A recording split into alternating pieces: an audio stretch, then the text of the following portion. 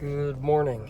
It is Thursday, the 27th of July, and me and Peter are at the shop. We're all at the shop right now, but waiting for Peter to get in the van so we can take off for our first call, which I have no idea really what I'll be doing. I'm supposed to be hooking up what's called a PDA, Aqualink PDA on a Jandy pool heater, as well as repair the pool heater. I've never hooked one of those controls up, so we'll see what happens. And I'm not sure what the repair will need.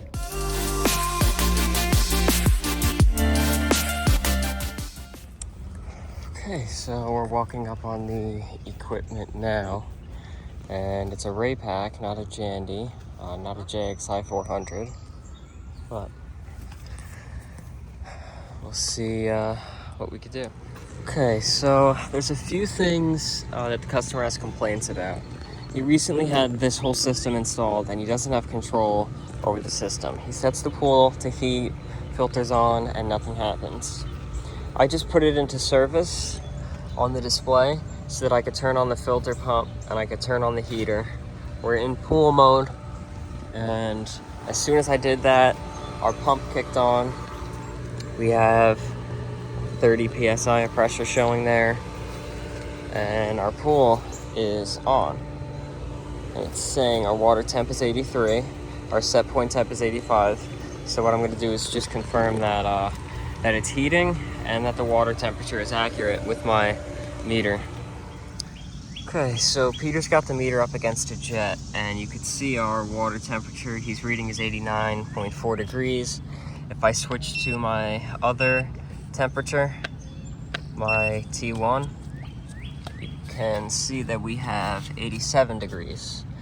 88, 89, no, that's the wrong one. Our T2 is 85. I'm getting used to this new meter. But T1 minus T2, we only have a 3.9 degree temperature rise. So we'll have to see what's going on with everything. Okay, so I have Jandy on the phone, but so far what it looks like is he's never linked his account with this Aqualink device, and that's why he hasn't been able to do anything with it. Peter's checking on the pool. We, last I checked, had a 6 degree temperature split.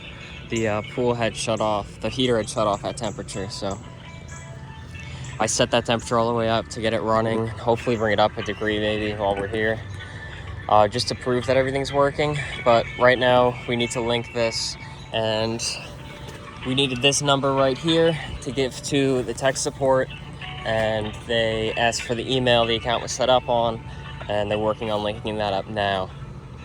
Now the only thing is I can't hook this up with the equipment because this is already all connected in there and there's not enough room to add another control. So I highly doubt he's going to want to use this if he has it hooked up to his phone and that works properly. So we'll see what he wants to do. So we finished up with everything, and I was able to piggyback off of the Aqualink 3.0 control to put in that remote controller as well. And we confirmed with the customer he has full control of everything. So I'm happy. I wasn't familiar with any of that equipment, so it was nice to see it all and be able to figure it out. And Jandy was really helpful in explaining it on tech support. But the pool guy showed up here, and he was being super annoying. It just didn't sound like he knew at all what was going on, and he was trying to prove that it's working fine. But whatever, we're on our way now to our next call, which is a CAC pan filled with water. Okay, so here we are at our unit, and the pan does in fact have water in it. Peter! What?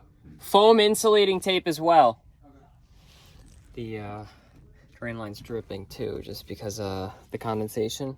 So I'm gonna wrap that with some foam tape to prevent that from happening again. But Peter's grabbing the Milwaukee shop vac. It's probably gonna be clogged, and I'll show you what we're dealing with. Okay, I pulled off the cover. I always like to pull off the cover, just in case it's a plastic pan and it's cracked. But I don't know if you could tell, our water level is all the way up, so definitely have a clog somewhere. We can disconnect our little coupling, Fernco coupling that we have right here, and we can vacuum the water, vacuum the line out and out. And I usually put the vacuum into blow mode, go back and forth between sucking and blowing just to make sure we can get it as clear as possible. And we'll also run a good amount of water through to make sure that it's draining properly and try to dry everything off as much as possible. Okay, so we got our Fernco disconnected, and you can see it's hardly any flow coming out, but our pan is filled. So I'm gonna get the vacuum turned on and hopefully we could suck that clog out.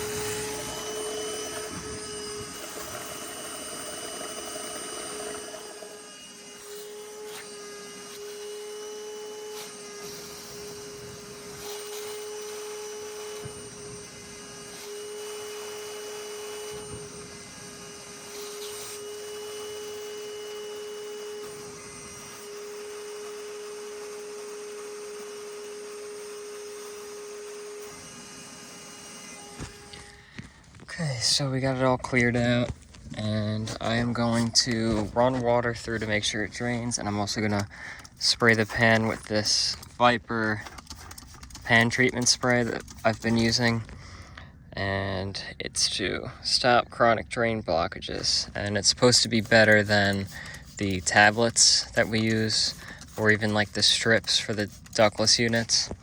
But they also want you to coat the bottom of the coil, which is a little bit tough on this one because of how little access there is to it.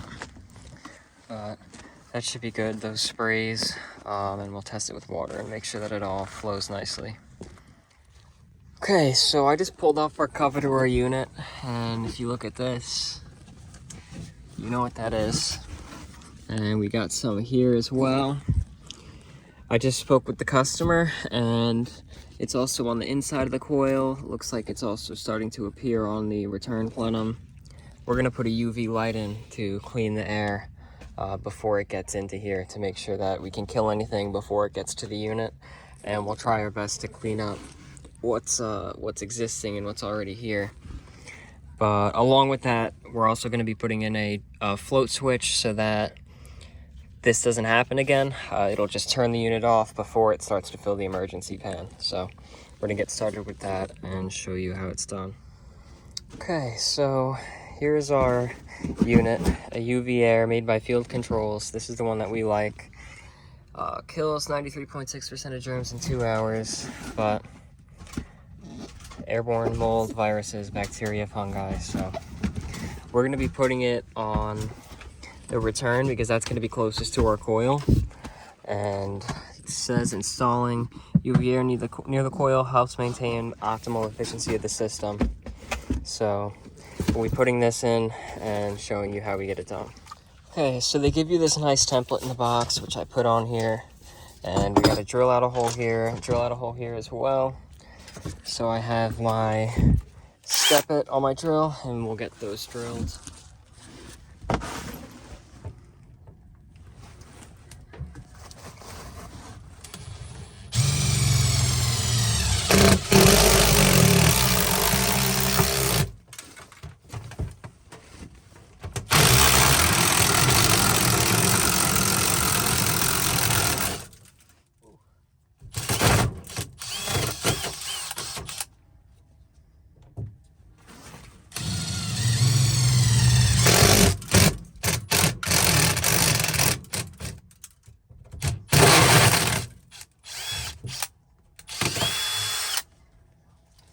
And I'm going to take a screwdriver so that I can poke out the little bit of insulation that's sticking up there.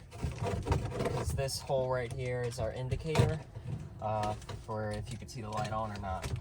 And just make sure that we get that nice and cleared out so that nothing is touching our bulb itself. And the bulb itself is right here. I'm not touching it yet. You're not supposed to touch it with your hands or get any oils on it. And they give you a cleaning cloth, cleaning alcohol wipe, I believe, so that you can wipe it down. But we're gonna get this mounted in place right here with our drill holes. So we'll use some self-tappers for that. Okay, so here's our bulb, and I'm being careful not to touch the glass on it. But all you do is right in here, you got a little specially marked one that's in red. You line up the longest one on there into this. Being careful. And then you just slip your light in there carefully, push it, and you lock it in.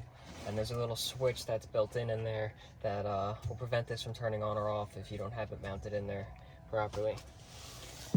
Next thing that we're going to do is neatly run our wire over to that outlet right over there. And we're gonna put a transformer there that comes with it. And here's that transformer. It is an 18-volt transformer, which is odd, but it's what they give you. This is 24 volts, and it is what it is. I don't know why they give you an 18-volt transformer as opposed to giving you a 24-volt, but this is what they give you, this is what they want, so this is what we use. Okay, so here is that transformer, which securely screws in where you would have the mount for the outlet plate, and you could still use this outlet, but this is, you don't have to worry about this being pulled out. It does give you a little green LED indicator that it's running.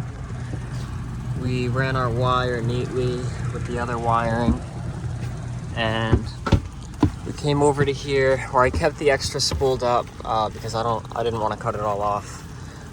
Maybe it'll be needed at some point. Two-way goes, and we come down, go over to our light, which is on and running. So now next thing to do is to wire in our float switch, which we're going to be putting right here. Our float switch that we have is the same one that I used in my video yesterday, made by Assurity. It has a nice light that lets you know when it's blocked, it'll turn red. And it also has the ability to test it, make sure that it shuts the cooling down. It has a nice guarantee behind it. If you look up the Diversitech Assurity, you can see the guarantee that they stand behind, but it's a nice make or break switch with a float inside. Okay, so you can see Peter's getting the glue all set up. He's gluing in this plug, which is then going to glue into the switch itself. And we'll have this, which will thread into the pan and then glue into the pan. Over here, we have our wiring. I gotta cut this zip tie, figure out where Y is that, or actually, I'm gonna break R. We'll figure out where our R goes, and we'll break that with the switch. And here we have our R from our unit, goes through the switch, comes back, and goes to R to our thermostat. There's our switch. I'm gonna turn power on. It's gonna kick on because it was set for cooling. Peter's gonna lift that and hold that black switch up. No, hold it up. And we'll see shortly that it'll kick off.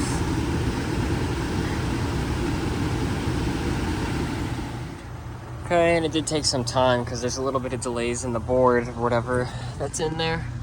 But it just kicked off. Our fan is slowing down and almost stopping. And we'll let it close now. Comes right back on. So we know that our switch works with no problems at all. Okay, so we got our unit all buttoned up and just gotta clean up and we're all set. Okay, so that was nice and easy. Customer was very happy. They found us on YouTube. I'm eating an Uncrustable. But now we're going to another AC call. We installed 2 outdoor condensers, Fujitsu's for mini splits. And we also reused a customer's existing Mitsubishi unit. But supposedly one of those Zuckless condensers is making a loud noise, so we're going to see what's going on with that. Okay, so here's our outdoor unit, which we put in. Peter just kicked the units on. Customer said they were making an awful, awful noise, and he's forwarding me the sound that they were making, so hopefully I can get that, but we'll see if we can replicate the sound. Nothing looks abnormal. The fan blade looks like it's all nice and clear, but yeah, we're just gonna have to see what happens. Okay, so here's that sound, and it's hard to hear it.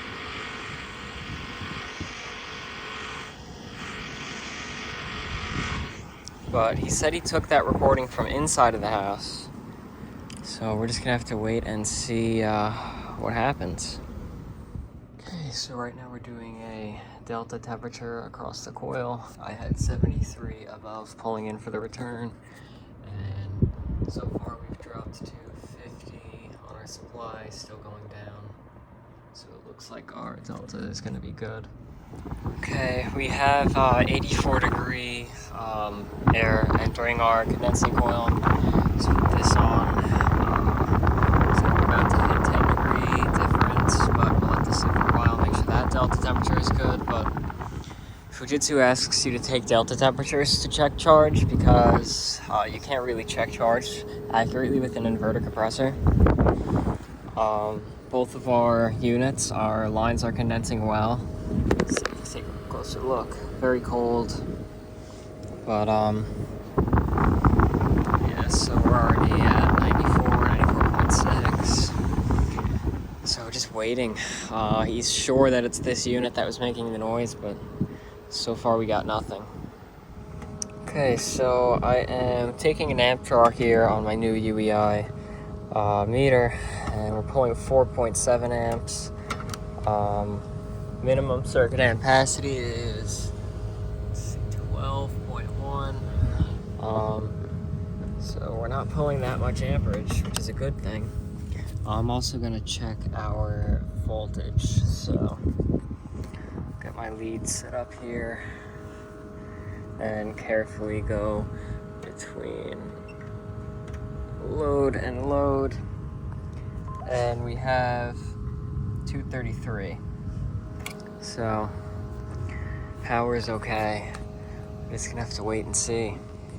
Okay, so we were running up in near the maximum, and there was no issues. Right now you can kind of hear the hiss of the pressures equaling out because I pulled our disconnect. You do have to be careful after pulling the disconnect because it still does hold some power. But what I'm gonna do now is ohm out our compressor windings. Feel it. Feels hot, but that's what it usually feels like. Using these connections up top, if you want to hold the camera.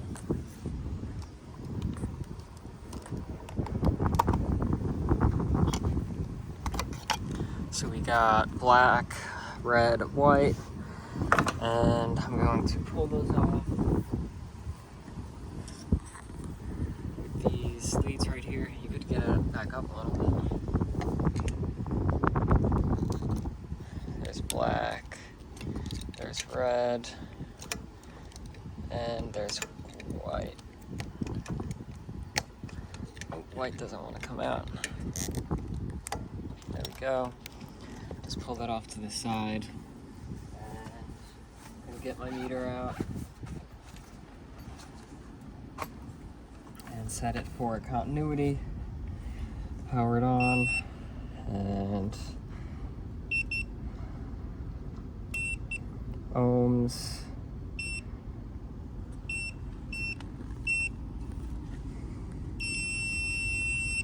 So we know when it makes that beep that it has a good connection. And I'm gonna go from 1 to the next, 1 ohm, 1 to the next, 1 ohm, and 1 to the other, 1 ohm. So we have 1 ohm of resistance on all our windings, which should be good for the resistances to match. Yeah, this is very odd. I can compare the fan motor windings to a chart that I have on my phone and make sure those are good, but that's a little bit of a pain to record. We'll see how that goes hose down. Okay, so here we have this chart, and right there is our values that we need between our wires for this particular motor. So with my meter set for continuity, I have to go from, if you want to hold the camera, Peter, each lead.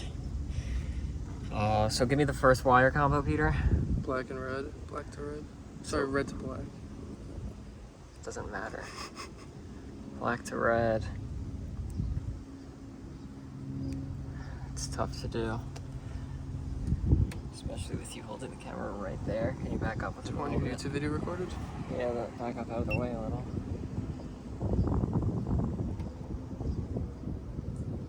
Okay. Oh wow. Which I know that's good. What's the next combo? White, black.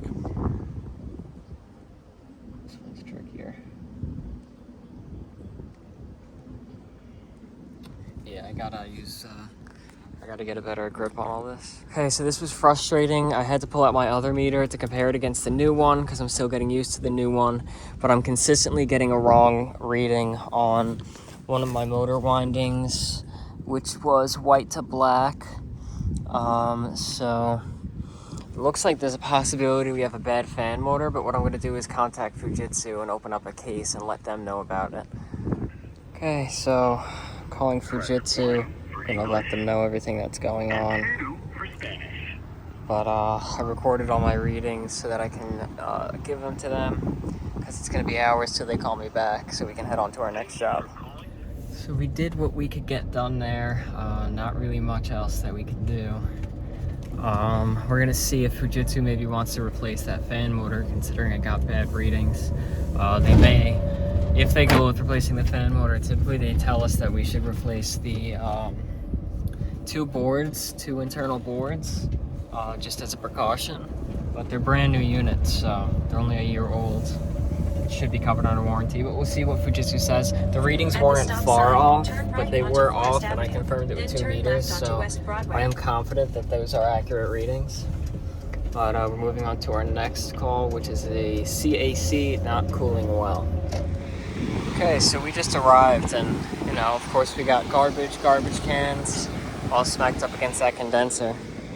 I want to bet money that it's going to be that one, but we'll go inside and see what's going on. Okay, so I just went inside and I spoke with the homeowner. Immediately stepping inside, it is so cool inside the house and nice. But we're gonna start by just getting these units some more breathing space and taking it from there. Okay, so I'm gonna pull power on both for now.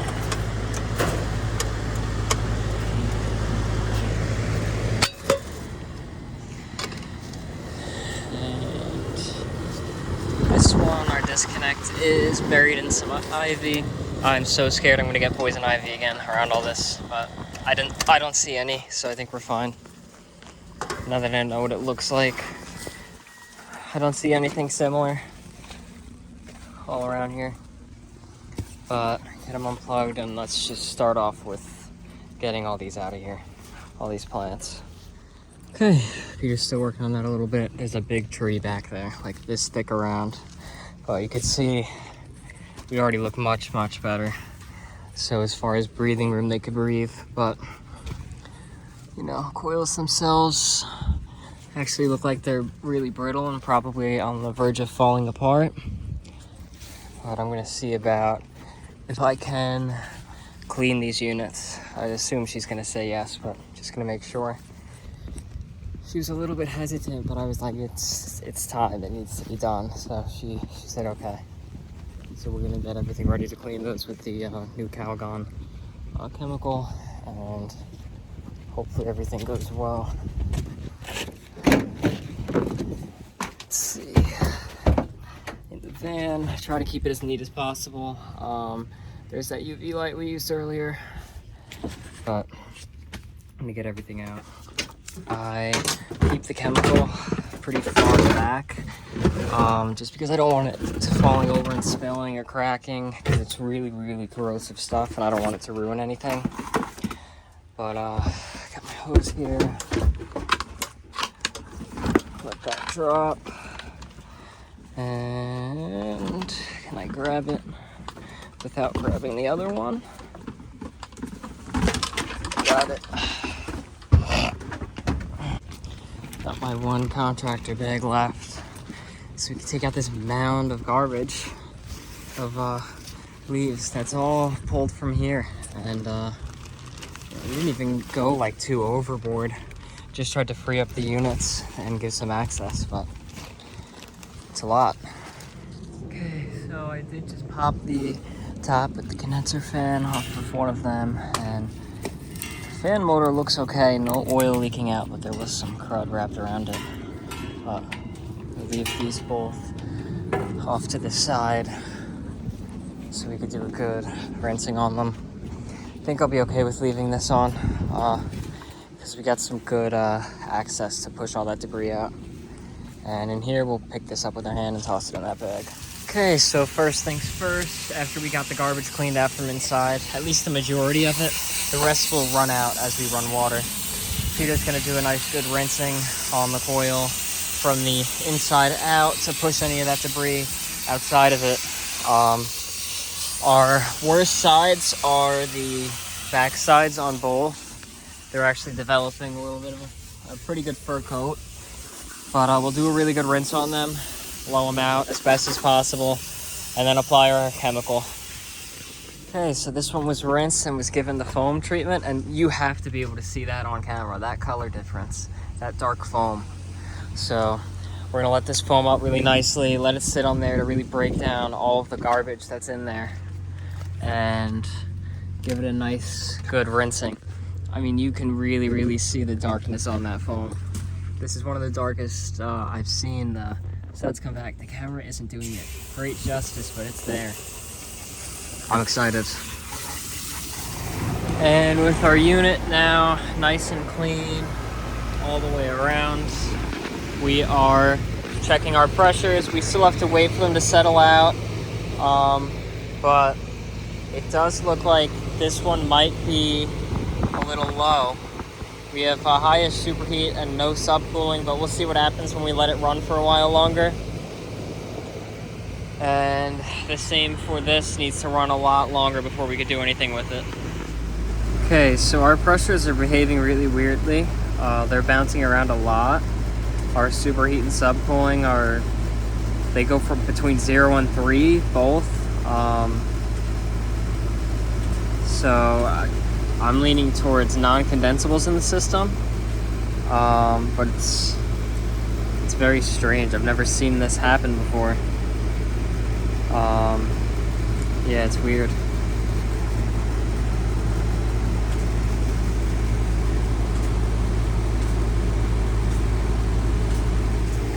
Okay, so I am recovering. I'm weighing out and then weighing back in with fresh refrigerant because it seems like there's non-condensables.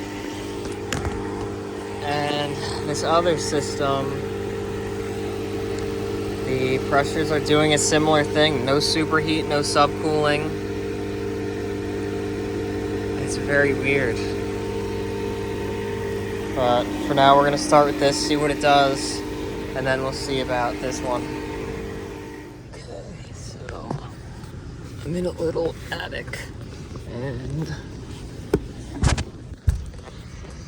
got some crazy kinkage right there, which can't really be repaired because it's so close to the piston, but this is going to be a piston. Let's see if I can get that model and serial number.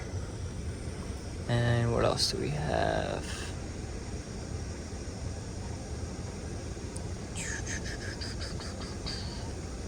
Just looking at all that info. I might have an issue with piston size then.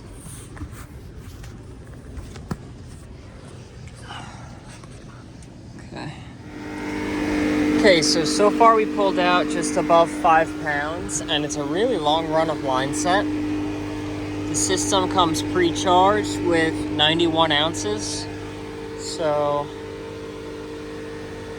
I'm wondering if that was a little bit low. Let's see, 91 divided by 16, 5.6, so that's like dead on, but I would think there should be more due to the run of the line set. But currently, almost empty, so we will see what happens when we purge with nitrogen and vacuum and charge with fresh refrigerant. Okay, so I am pulling a vacuum and Peter is getting me a sandwich and some fresh refrigerant, but we'll see what happens. I'm really hoping this fixes it. Otherwise, there's something going on with like the orifice not being the right orifice, and the same is probably going to be the case for that one then too, because I think only hacks have been working on these systems because the customer doesn't like to pay. 6,000 microns and dropping, so hopefully we pull down good. Okay, so I just ate a sandwich that Peter got me. We're sitting in the truck in the air conditioning for our time to eat, which is only about 10 minutes, but our vacuum's taking really, really long to pull down. I don't know if that's because there's been moisture in the line, which also makes me worry about acid. And I also just don't know if it's because there's oil in the refrigerant, or refrigerant in the oil. I'm vacuuming the compressor and everything. I'm not just vacuuming the line sets in the evaporator coil. I purged a lot with nitrogen. I let it flow for a long time. I hooked up the vacuum, purged again, hooked up the vacuum, purged again. Now the vacuum's still going. My TrueTech BlueVac Plus micron gauge is not working, so I'm using the LE-Tech gauge. Right now we're at like 2,700 microns, and we're just gonna have to wait and see what happens. Okay, so I just did hopefully what is my last purge. You can see I have both vacuum gauges hooked up. I'm testing to see if this one's working, the TrueVac. It seems like it is working, but I just have them both there to see how they're both working. But we're into 1280 on the LE-Tech, 744 on the BlueVac, so we'll see what happens. Really hoping that this starts to pull down, but I should be able to close my gas ballast now, and hopefully it can start to pull down a little quicker, and I'm probably going to change my oil now as well. Okay, so I have the pump isolated and shut off. Our vacuum actually seemed to be holding decently for where we're at, but you can see just how milky our oil is, so I'm going to be changing that now. So I just discussed this all with the homeowner. It's old equipment. It has not been maintained at all. They have never done maintenance on this. We're around 600 microns. I told her we could spend much more time to try to pull it down really low, and she said let's just put the refrigerant in. So we're at 518 microns now, so we did go down, but I think most of what's keeping it from going down is refrigerant in the oil. That's my opinion. I could be wrong. I'm sure I'll get criticism in that for the comments, and I look forward to it. I hope it's a good criticism, but we're gonna add the refrigerant now. We're gonna see what happens, and whatever happens. It's old, poorly maintained, and very poorly installed equipment. So it's just gonna have to see.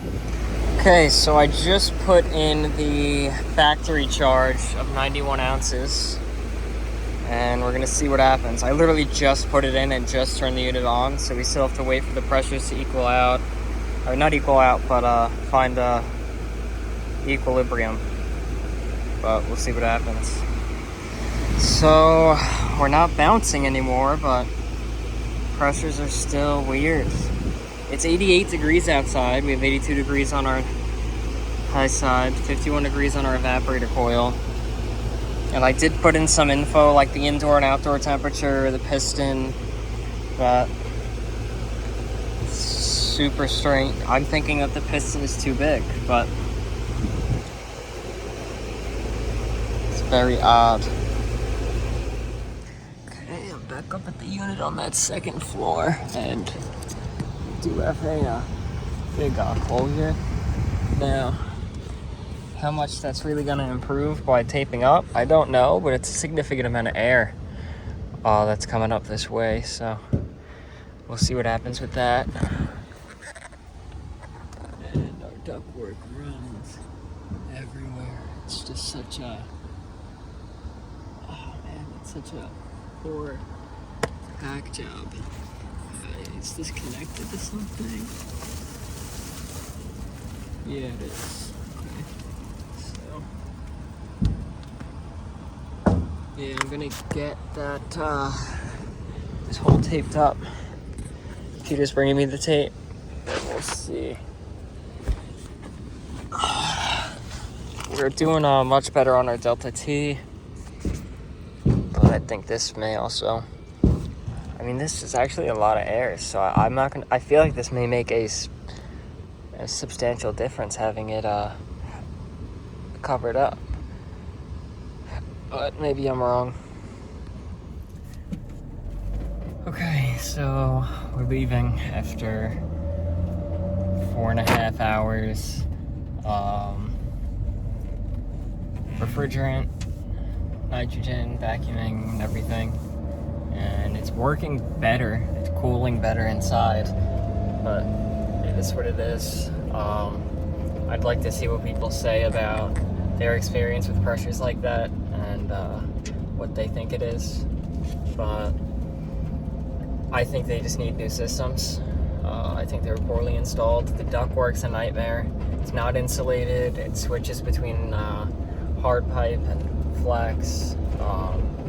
The registers are poorly attached. I don't know if I showed it in the video, but they're like just hanging there by some tape with very visible openings where you can see the light from the rooms.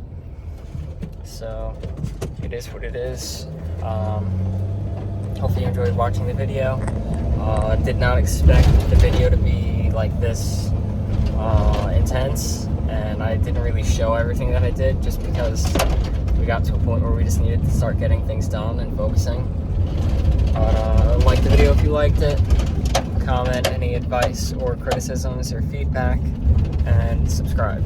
Thanks for watching.